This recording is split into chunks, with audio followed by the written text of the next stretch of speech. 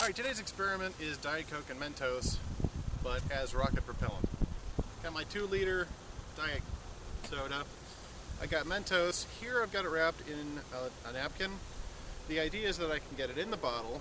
The napkin will slow the reaction because it'll keep the Diet soda away from it just long enough to get the cork in and to flip it upside down and to put it in there.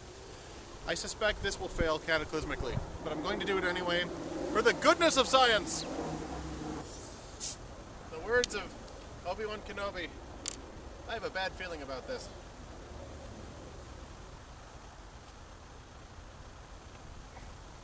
Oh, almost. Oh. Okay. So it didn't fail as bad as I thought. In review, it actually had slowed the reaction and it didn't start immediately. But the napkin got wedged in the bottleneck so that I couldn't get the cork in time, and by the time I had the cork in, it was already exploding. So that almost worked.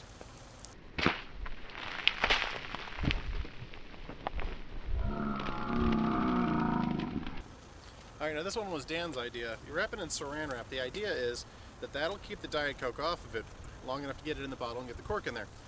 Once the Diet Coke gets in there, the reaction should push the rest of the saran wrap off so that they can all react together. And this should not have the bottleneck problem that the napkin had just a second ago. So, wish me luck.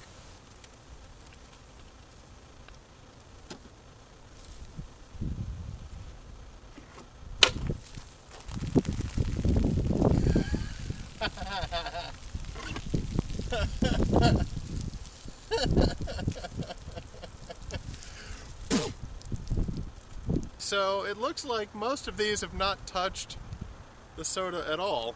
I think there might be a slight engineering issue in how to get the soda in there, because it seems like it just kind of launched one out and that was enough to fire the cork, but then it just kind of poured out. So we're gonna have to try a few different things for the goodness of science. I have 2 bottles of water this time. One is about third full, the other one's about half full. So this test is to see how far they go and to determine how the amount of water affects that. So I'm just going to be pumping air into this until it explodes and see how far it gets. Alright, this is the bottle that's half full. Or half empty, depending on how you look at it.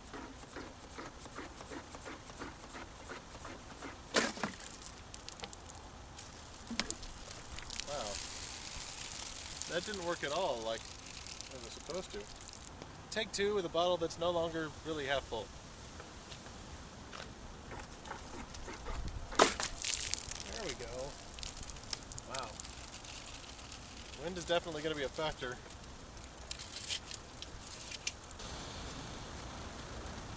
"15 feet. A little disappointing, to be totally honest. We're going to try it again and see if we can't do better. I don't know how much more she's going to take, Captain! Whoa.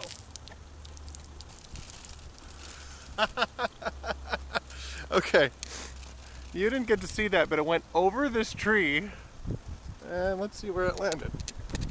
Alright, well, I don't know where it landed, but it came to a stop here after going over that tree. So, that's definitely better than the 15 feet we got in the first place.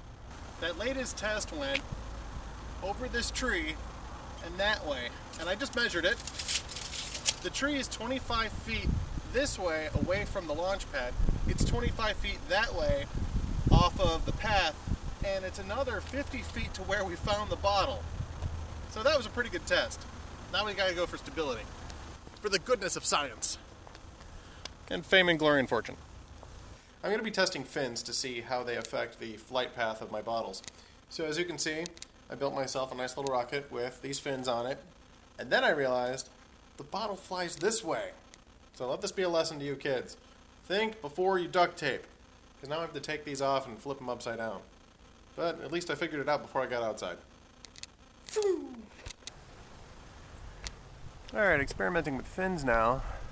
So you can see these are tilted slightly so as to get a rotational motion, kind of like throwing a football.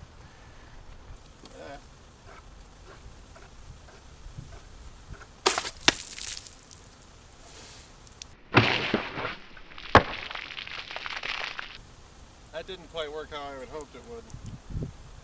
The bright side, I don't need a shower anymore. About 25 feet.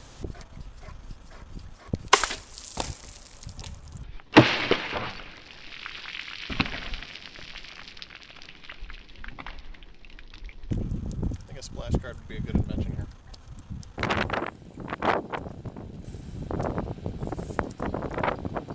40 feet. That's a little better. Gotta work on things like trajectory. All for the goodness of science.